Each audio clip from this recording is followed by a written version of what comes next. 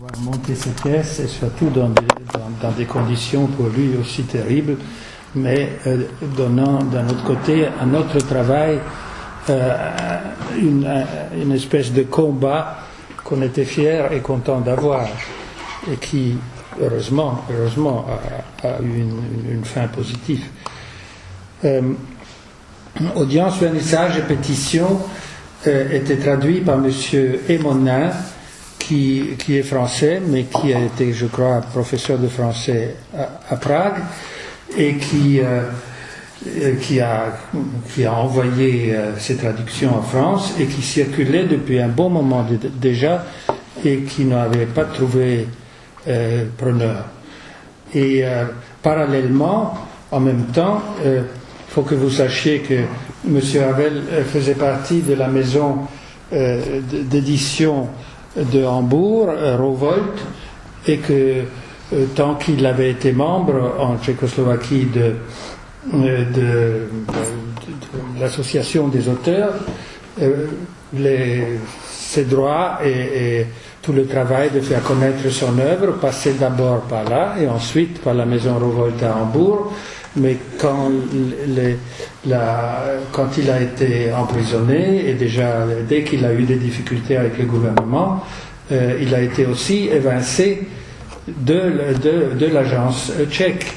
Et c'est Rowohlt en Allemagne tout seul qui a continué à faire vivre ses pièces dans le monde entier, et qui a, et je suis témoin parce qu'il me l'a bien expliqué, le directeur de Rowohlt qui s'occupait des pièces de théâtre, il a réussi pendant toutes les mauvaises années de faire passer les droits, l'argent qui revenait à Havel pour toutes ces pièces par l'ambassade d'Allemagne, et Havel et sa femme ont reçu, et je crois, ont été aidés énormément par ces sommes d'argent, puisque par ailleurs ces revenus étaient bloqués, je crois. Et donc, à la fin de 1976, les pièces avaient été montées pour la première fois au théâtre, au Burgtheater de Vienne, qui traditionnellement était toujours premier de jouer et de faire connaître son œuvre à l'Ouest. Et à la fin de l'année 1976, ça avait obtenu que 10 théâtres en Allemagne, un théâtre à Göteborg et le National à Londres avaient programmé audience, vernissage, pétition, peut-être les 3, parfois que 1 ou parfois 2, à travers le monde, et en France ne se passait rien. Le directeur de Rowohlt, je vous raconte ça parce que sans tous ces hasards et tous ces rencontres, tout ça n'aurait pas eu lieu. Et donc au théâtre à Vienne travaillait un chef dramaturge qui s'appelait Monsieur Weiss, et qui avait rencontré des années avant Annie Roussillon, qui avec moi, Jean-Luc Moreau et Jean-François Prévent avaient fondé un groupe de théâtre qui voulait monter des pièces contemporaines. Et c'est ainsi que directement de Vienne est venue dans nos mains d'abord les pièces et ensuite une lettre de monsieur de Juncker du Rowohlt Verlag, qui était très très peiné qu'avec toutes ces pièces qui étaient prévues à travers l'Europe, il n'y avait pas encore quelque chose prévu en France. Nous, on a énormément aimé les pièces, on a tout fait pour les monter le plus vite possible, mais malgré tout ça, c'est seulement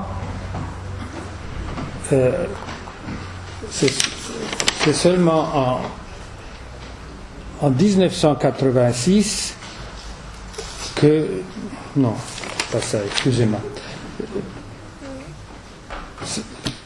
C'est seulement pour le Festival d'Avignon 1976 que nous avons réussi à présenter pour la première fois audience et vernissage. Ce qui est intéressant à raconter, c'est que nous étions obligés de le présenter en fin de festival, parce que M. Krejča avait monté une pièce en Avignon dans la grande salle, et qu'il avait demandé à la direction de ne pas être présent en Avignon pendant que nous jouions cette pièce, parce que ça aurait pu lui causer des difficultés quand il rentrait au pays. Et le festival lui a très volontiers accordé ça, et d'ailleurs moi je l'ai rencontré, il n'était pas du tout ravi d'agir comme ça, mais il tenait à sa possibilité de travailler aussi bien à l'ouest qu'en Tchécoslovaquie, et d'autre part il nous a été très souvent utile pour amener des lettres. Enfin il était bien entendu du côté de Havel, tout en se couvrant vis-à-vis du pouvoir. Nous avons donc monté les pièces en Avignon, avec Victor Garivier dans le rôle du brasseur, Bernard Murat et Catherine Rich dans le couple qui reçoit dans compétition. Non, de vernissage. Et Arditi, et Pierre Arditi. Et ça s'est très très très très bien passé, heureusement. Et tout de suite après le festival, les pièces étaient reprises à Paris et on jouait pendant une année entière, d'abord à l'Essaillon, qui est un tout petit théâtre, et après au théâtre de l'Atelier, voilà. Et,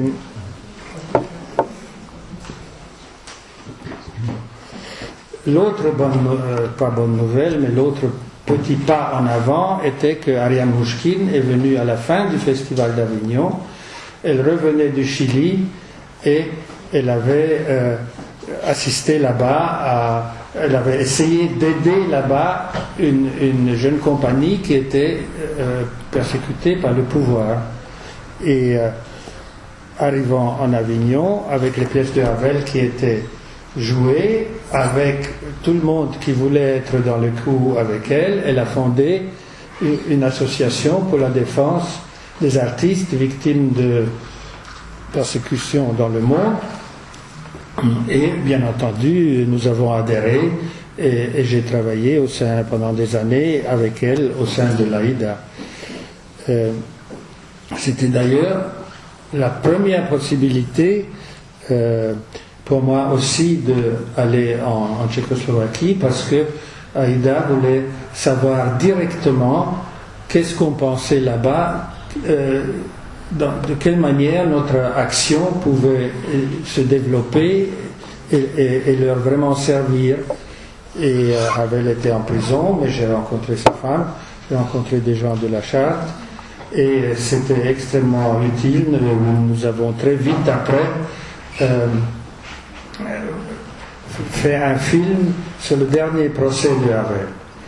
Et ce film a été projeté vers la Tchécoslovaquie à partir de l'Autriche. Et beaucoup de gens nous ont dit qu'il avait été regardé. Bon, une fois au Festival d'Avignon, nous avions beaucoup de succès et la pièce est allée à Paris. Je le dis déjà. Non. Quant à Pétition, je l'avais montée 2 années plus tard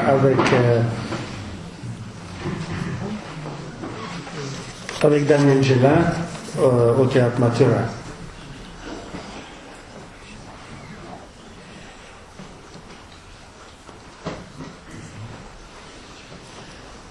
L'autre chose que je tenais beaucoup à raconter. C'était ma première véritable rencontre avec Havel. Il était sorti de prison et il faut que je vous dise que beaucoup d'amis qui voulaient aller en Tchécoslovaquie, se rendre utile ou de poser des questions aux dissidents, comment on pouvait les aider, n'ont pas eu de visa parce que ou bien ils étaient connus pour ne pas être communistes du tout, ou qui étaient connus avoir été impliqués dans des actions. Et moi, j'ai la chance d'avoir un double nom. Et dans le métier, on m'appelle Meldeg, et mon vrai nom est Reichlin Meldeg. Et les services tchèques n'ont pas eu absolument pas la finesse de voir que c'était la même personne. Et j'ai eu très souvent plusieurs fois, pas très souvent, des visas sans aucun problème. Et donc, lors d'une des visites, j'ai rencontré Havel pour la première fois hors de prison, et il avait manifestement absolument assez de se cacher. Donc il nous a pris sous le bras, le monsieur du Burgtheater, et on est allé directement manger dans un restaurant. Et dans ce restaurant, sans aucune panique, il nous a très simplement indiqué: ça c'est quelqu'un qui nous surveille, ça ce monsieur là-bas est aussi quelqu'un qui nous surveille, et le troisième il doit être quelque part là derrière. Et nous étions très impressionnés, un peu malheureux, ne sachant pas si c'est vraiment bien pour lui, mais lui était vraiment en pleine forme. Et l'autre chose, moi je suis rentré à l'hôtel, et bien sûr que ça n'a pas raté. Pour la première fois, depuis, parce que j'avais été déjà une fois, à la réception, on m'a dit: est-ce qu'on pourrait avoir votre passeport, parce que ça s'est mal passé à la copie, et on ne sait pas exactement qui vous êtes. et ils m'ont rendu mon passeport, mais le lendemain j'ai vu que j'étais suivi. Et on a encore une fois déjeuné avec Havel avant de reprendre le train pour Vienne. Et là, il m'a beaucoup touché, parce que moi, j'étais inquiet pour lui. Il sortait de prison et c'était possible qu'il retourne. Et je lui ai dit: mais comment est-ce que tu fais? Comment est-ce que tu supportes? Comment est-ce que moi je suis? Et je lui ai dit que j'étais pessimiste, que ça change jamais les systèmes là-bas. Et il m'a dit: tu te trompes. Hier j'étais au bureau de poste et j'ai demandé à envoyer une lettre par recommandé, et pendant que le monsieur s'affairait sur ses écritures, je l'ai entendu la tête baissée dire: c'est vous le Hamel, le Havel? Et il a dit oui, et l'autre a dit: très bien, continuez. Alors, pour lui, c'était la preuve que ce qu'il faisait n'était pas gratuit, c'est que ça avançait, et que des meilleurs jours allaient venir. Bon,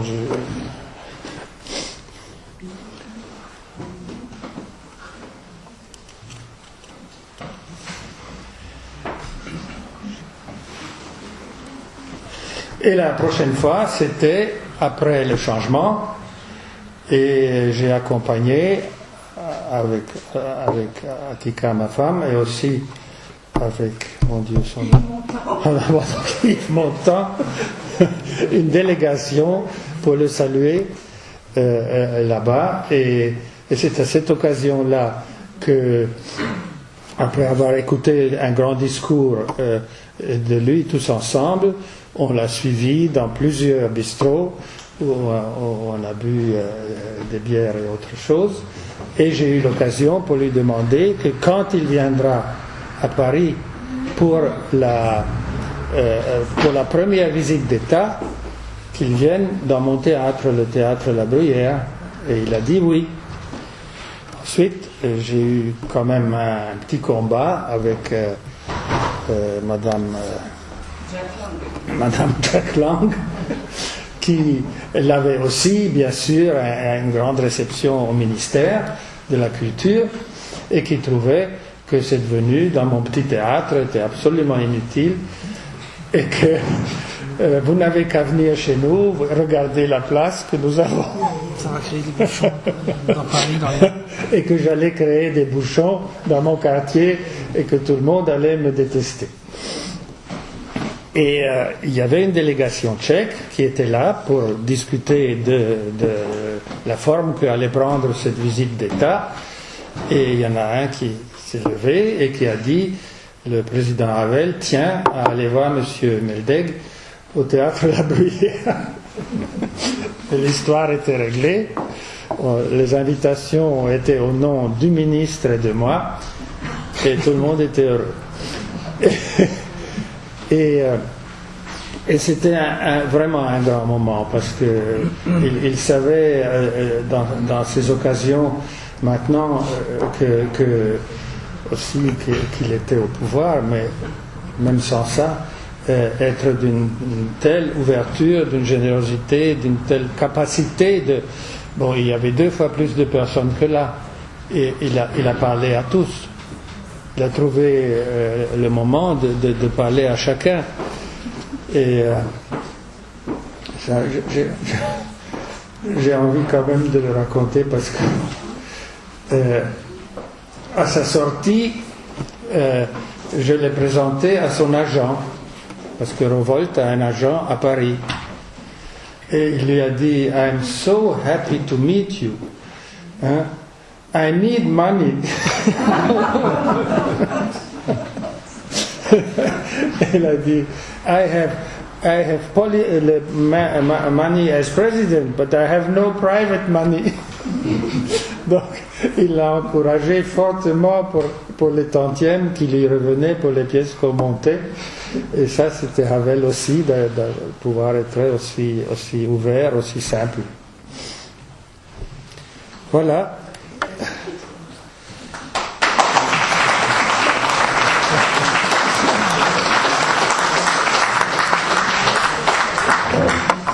Un grand merci. On aura peut-être l'occasion d'approfondir certains points tout à l'heure s'il y a des questions du public aussi. Je vais peut-être mentionner très rapidement 2 événements avant de passer la parole à Georges Banuel par rapport à cette réception en France. Sans doute, au cours des années 70, la politique de détente y est pour quelque chose. C'était peut-être sûrement pas le seul élément, mais je sais que Ionesco, par exemple, tenait beaucoup à ce que Ravel soit joué en France et avait essayé en vain de persuader Jean-Marie Serrault de le monter, ce qui ne s'est pas fait. Serrault trouvait les pièces de Ravel trop réactionnaires. Un événement intéressant, c'est en 1979, à la Cartoucherie, on monte une mise en scène du procès avec 6 membres du VANS, du comité pour la défense des personnes injustement poursuivies. Il a été question de la nuit Ravel. Je voulais juste rappeler que lors de cette nuit Ravel, donc en juillet 82, au Festival d'Avignon, sont créés des textes de Beckett, de Victor Heim, d'André Chédid et d'Arthur Miller, qui reprennent des personnages des pièces de Ravel ou qui, d'une manière ou d'une autre, font référence à Ravel. Voilà, je vais passer la parole à Georges Banuel. Je suis très content de l'avoir parmi nous aussi. Je crois qu'il n'est pas vraiment nécessaire de le présenter longuement. Bon, c'est à mon sens un des plus fins critiques de théâtre en France, bien que d'origine roumaine, professeur à la Sorbonne, longtemps président de l'Association internationale des critiques de théâtre, avec une bibliographie impressionnante, notamment une étude célèbre sur Peter Brook, mais aussi un livre passionnant sur le théâtre japonais, etc. etc. Je vous passe la parole. Merci. Bon, d'abord, je dois commencer par vous remercier de m'avoir invité, par remercier Madame l'ambassadrice d'être présente, parce que c'est pas courant dans le centre culturel que l'ambassadeur honore de sa présence une telle réunion, et troisièmement, par dire que nous avons eu une petite réunion privée au début, et j'ai posé la question assez importante, quel est le cadrage dans le temps? Et on s'était mis d'accord avec vous, on avait dit 1 heure. Donc moi je suis pile dans 1 heure, donc tout ce que je dis sera retenu contre moi, dans la mesure où... Nous avons commencé un peu en retard. Donc voilà. Moi je n'ai pas eu j'ai connu d'autres artistes que Ravel, donc je n'ai pas connu Ravel aussi profondément que vous, l'œuvre. J'ai rencontré une seule fois, mais je pense qu'au fond, en vous écoutant, ma raison d'être ici est tout à fait légitime. Parce que dans la programmation que vous avez faite, il y a une erreur. Il y a une erreur qui est contraire à l'identité de Ravel. C'est-à-dire, aujourd'hui, Ravel l'artiste, et la semaine prochaine, Ravel politicien. Mais il y en a déjà eu. Il y en a déjà eu. Il y en a tout là, il y en a tout, je suis pas au courant. Mais je pense aussi que Ravel n'est pas très intéressant comme politique ou comme artiste. Je pense qu'il est intéressant dans la mesure où il représente un des cas limites de l'artiste civique, de l'artiste qui a une réflexion sur la politique, qui a des engagements, parce que des artistes qui ont eu des engagements, il n'y en a pas eu beaucoup ces derniers temps, ou qui se sont trompés de camp.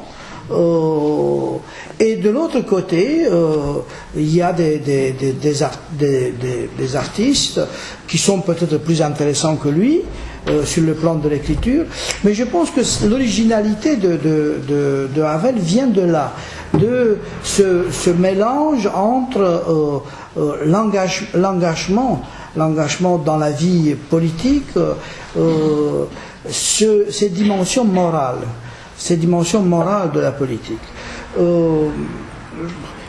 Moi j'ai fait quelques notes comme ça, et je me souviens, parce que parfois votre intervention est absolument brillante, donc je n'ai rien à rajouter, mais on rajoute, comme M. Meldeg le disait tout à l'heure, des événements de vie qui éclairent. Donc moi j'étais à, je ne sais pas, l'UNESCO, je ne sais pas où, et on m'a donné un discours de Ravel, quand il était président, que je trouvais absolument extraordinaire sur, disons, la dignité de l'homme politique, sur le fait qu'on ne peut pas être dans la politique en sacrifiant l'éthique, tout ça. Donc, moi j'avais ce discours dans la poche. Et un ami il m'avait invité à Téhéran. Il était à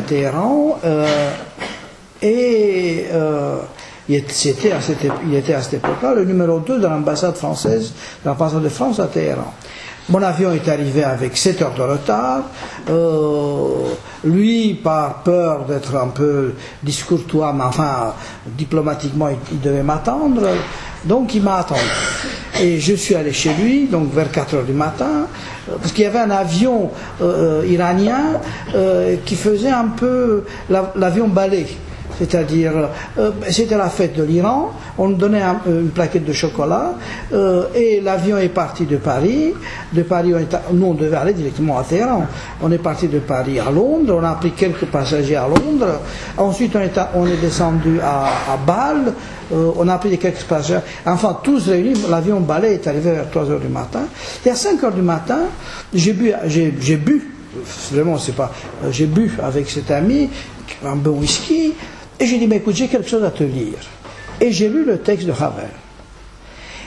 Et cet ami, qui est quelqu'un que je respecte beaucoup, il m'a dit, Georges, c'est très très bon, mais ça n'a aucune valeur politique. Personne ne respectera ce qu'il dit. Et je me souviens même maintenant, à 5 heures du matin, à Téhéran, avec les ayatollahs, un diplomate français, brillantissime, qui a fait Sciences Po à Harvard, tout ça, il dit que ça n'a aucune valeur politique. C'est-à-dire, Havel, pour moi, à ce moment-là, représentait quelqu'un qui se révoltait contre ce qu'on appelle la réelle politique, la politique réelle. C'est-à-dire, il a incarné quelqu'un dont les valeurs n'étaient pas du tout admises, respectées, considérées comme pertinentes dans le champ du politique. Et je pense que la position de Havel était une position très originale dans la mesure où, comme vous l'aviez dit tout à l'heure, étant devenu président, il ne s'est pas adapté. Il a continué à être un étranger dans le monde de la politique. Et il nous a intéressés comme étrangers, comme l'homme qui faisait autre chose que ce qu'on attend d'un politique. Et donc justement, cette dimension de l'homme qui a fait avancer son pays sur le plan politique, beaucoup plus que des dizaines de politiques, et de l'autre côté, celui qui était étranger à la logique cynique du politique. Et nous étions à Avignon, après la chute du communisme, tout ça, et il y avait le conseil culturel de Havel, qui parlait, tout ça, très bien. Et une amie a pris la parole, et elle dit, vous savez, moi je ne fais pas confiance aux amateurs, ni dans le théâtre, ni en politique, mais surtout en politique. Et le conseil culturel de Havel a eu cette réponse magnifique, et il dit, mais vous avez vu dans quel état nous ont mis les professionnels? Et je trouve magnifique, parce qu'au fond, c'était l'esprit de Havel, c'est-à-dire ne pas se laisser contaminer par la logique du politique. Et la seule fois où je l'ai rencontré, nous sommes allés à Prague avec Peter Brook, et il a reçu 4 personnes, il nous a offert du bon vin, pas de la bière, du bon vin. Le problème, c'est que Brook s'est endormi après, au moment du débat, avec tout le... parce qu'il n'avait pas la résistance de Havel. Et oui, c'était une scène extraordinaire, parce que essayez de vous imaginer qu'avec tout le théâtre tchèque, toutes les figures les plus importantes du théâtre tchèque, et moi j'étais là, Brook était ici, à côté Olivier Pravda-Darvor. Et Brook était comme ça. Je ne pouvais pas le dire, faisait vraiment comme ça. Et j'ai dit à Pravda-Darvor, Olivier, Peter s'est endormi, c'est le vin du château. Et à ce moment-là, c'est un détail très sympathique, je pense qu'il le savait, Pravda-Darvor a lâché un crayon, il a bougé la table et il a réveillé Brook. Mais ce qui était très intéressant au début, c'était un autre élément, parce qu'au fond, on est là pour combiner ce que vous disiez, donc des informations très concrètes, des informations subjectives. On a posé la question à Havel, est-ce que vous allez encore au théâtre? Mais c'était juste après son élection. Et il nous a dit avec beaucoup d'humour, il disait, vous savez, il y a des consignes de sécurité. Moi, je peux aller au théâtre avec avant, il était surveillé par les autres, maintenant il était surveillé pour le défendre. Donc, il dit, je ne peux pas aller au théâtre qu'avec moins de 12 gardes-corps. Et il disait, vous savez, dans les petits théâtres tchèques, quelle atmosphère il y a si j'arrive avec mes 12 académiciens dans la salle. Et j'ai trouvé que c'était une forme de courtoisie, de respect à l'égard du théâtre. Il était autre chose pour l'instant, un homme politique comme ça, un artiste. Il rencontrait des artistes. Mais aller avec 12 hommes de 12... Nous, on a vu un spectacle au Théâtre des Bouffes du Nord, après une agression contre Hélène de Lavaux, par les royalistes. On avait un spectacle avec 3 ministres, qui étaient entourés de 12 académiciens, tous. Et je peux vous dire, je ne sais pas, peut-être que vous connaissez, mais moi je n'ai jamais vu ça. Il était à côté de moi, un garde du corps. Le spectacle était là où vous êtes, et lui, il regardait là. Vous vous rendez compte, un comédien qui voit un type qui regarde là? Parce que lui, il avait un rayon qu'il devait surveiller. Donc, vous essayez de... Donc, c'était impressionnant. Havel savait ça. Il savait qu'il y a une qualité du public qui peut affecter le comportement des acteurs. Moi, je trouve que peut-être qu'il faut le rappeler. Vous l'avez déjà dit, vous avez rappelé ce qu'a fait Ariane Mouchkine. Moi, étant d'origine roumaine, je suis allé à la cartoucherie. Et à la cartoucherie, on a fait comme une sorte de reconstitution du procès de Havel. Vous savez, c'est comme dans les séances de psychothérapie de Moreno, c'est-à-dire on jouait du réel sans que ça soit du réel. Et c'était une des choses les plus importantes de ma vie, c'est-à-dire que tout d'un coup, j'ai réalisé quelle est la force de l'incarnation d'une expérience réelle, pas d'une expérience fictive. C'était pas comme ce qu'on fait nous, ce que vous avez fait, avec tout le respect que j'ai pour votre travail. Vous avez parlé, j'ai parlé, mais on incarnait devant nous des gens vivants qui avaient vécu une situation impossible quelques semaines avant. Et à la cartoucherie, je trouve que c'était un des gestes symboliques, mais Mnouchkine a le sens de ces gestes symboliques tout à fait formidables. Et aussi, peut-être que je me trompe, mais je ne crois pas. Est-ce que c'est pas lui qui a eu l'idée de la grève des théâtres? Oui. Donc, essayez de vous imaginer le geste peut-être le plus apparemment dérisoire. Vous faites la grève des théâtres, on s'en fout. Tous les théâtres ne jouent pas. Mais il avait compris, justement, et tout ce qu'il a fait, je pense, c'est pour ça qu'il avait compris l'importance du symbolique.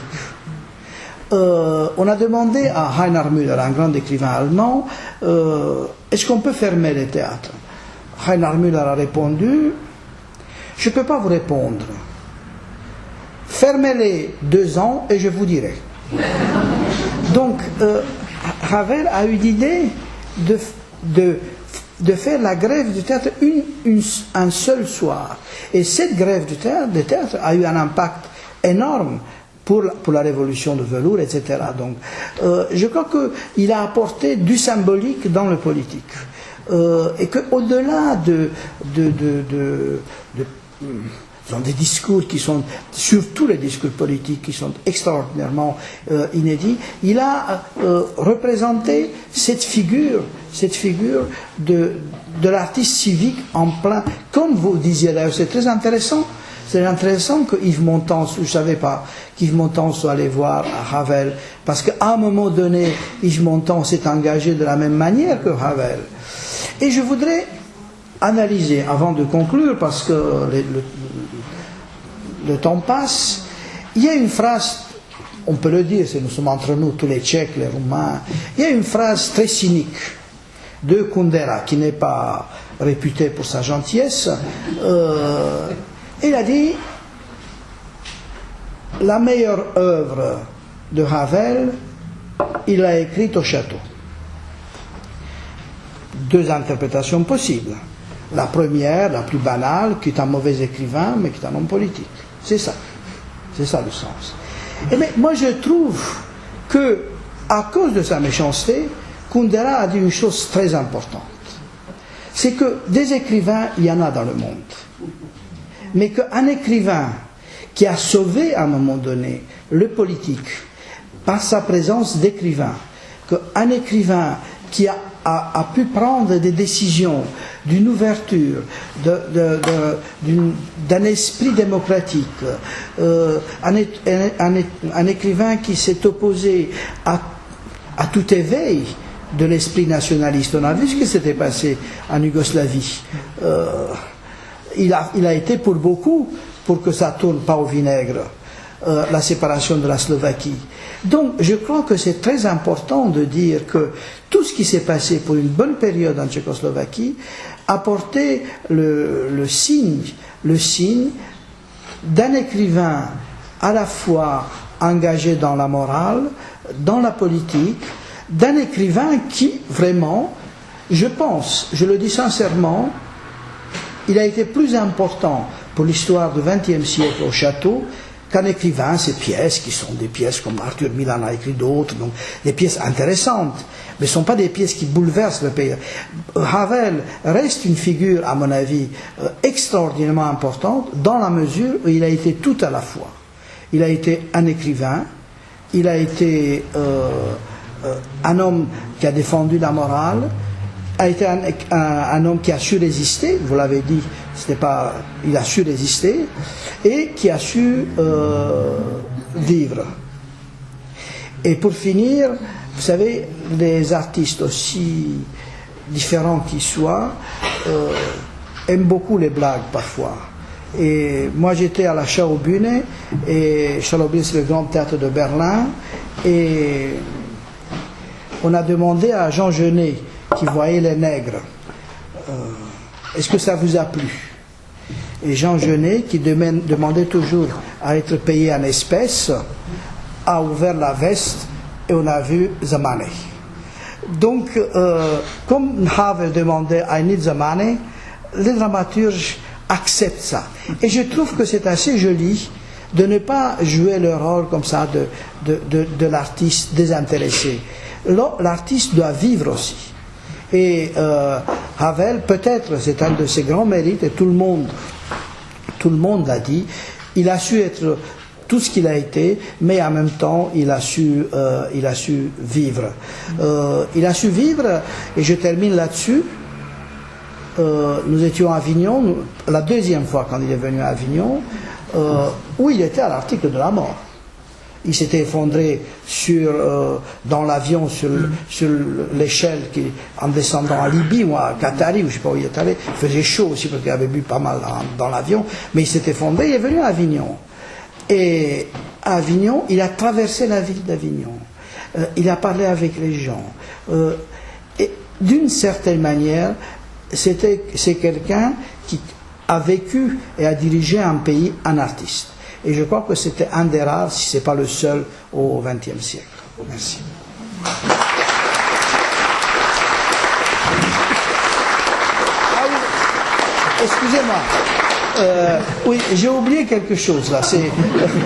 Non, j'ai oublié quelque chose parce que j'ai pensé à cette invitation et j'ai lu un très beau texte de Camus, le manifeste sensuel de Camus. Et dans le manifeste sensuel de Camus, il y a quelque chose très important, à mon avis, pour ce qui est de l'importance du rire. Vous l'avez déjà dit, Stéphane Merdeg l'a rappelé, de l'humour concret, comme ça, l'importance du rire en politique. Et je finis là-dessus, j'ai oublié. Mais 2 minutes, mais le texte est magnifique. Camus écrit, pendant la guerre en France, nous en venons ainsi à l'ironie. On peut poser un principe qu'un esprit qui a le goût et les moyens d'imposer la contrainte est imperméable à l'ironie. On ne voit pas Hitler, pour ne prendre qu'un exemple parmi d'autres, utiliser l'ironie socratique. Il reste donc que l'ironie demeure une arme sans précédent contre les trop puissants. Elle complète le refus en ce sens qu'elle permet non plus de rejeter ce qui est faux, mais de dire souvent ce qui est vrai.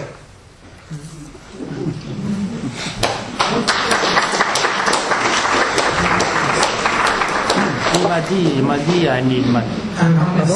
Le seul commentaire que j'aurais, c'est que la révolution de velours s'est en grande partie faite au théâtre. La plupart des grands débats se faisaient au Archidorali Un grand merci à nos deux invités. Je me tourne vers vous très rapidement s'il y a 1 ou 2 questions du public.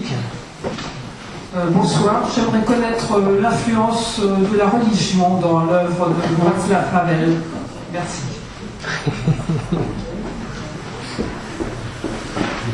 Je ne sais pas si l'un de vous veut répondre.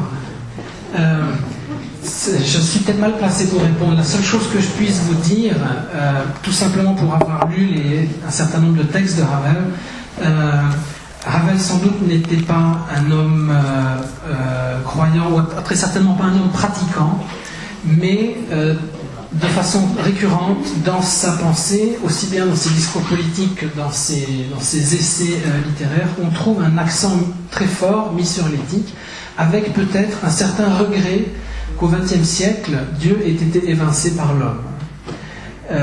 Je ne sais pas si ça répond à votre question. Justement, parce que moi j'entends cette référence aussi dans ses œuvres, et je me demandais parce qu'il n'avait pas l'air pratiquant.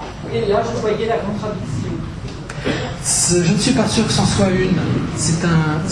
Je pense que c'est un courant humaniste qui prend en conscience toute la dimension métaphysique de l'existence humaine, même si voilà, il n'y a pas forcément quelque chose de pratique religieuse qui suit. Merci. Il y avait un Chinois qui a donné une réponse très belle à cette question. C'est Gao Xingjiang. On lui a posé la question et il a dit « Je ne suis pas croyant, mais je suis religieux ». Et je trouve que c'est une distinction très, très subtile. Et en ce qui concerne le mani, avec moi, il était beaucoup plus précis. Il m'a dit I have presidential money, but I need private money. Et il m'a encouragé de envoyer les tantièmes que les écrivains ont pour leur pièce au théâtre le plus vite possible, ce que j'ai fait. Une dernière question. Sinon, de toute façon, chers amis, je vous invite à descendre dans nos caves où vous attend le groupe de musique de Daniel Jonas et un petit verre d'amitié. Nous pouvons continuer cette discussion de façon moins informelle autour d'un verre. Un grand merci.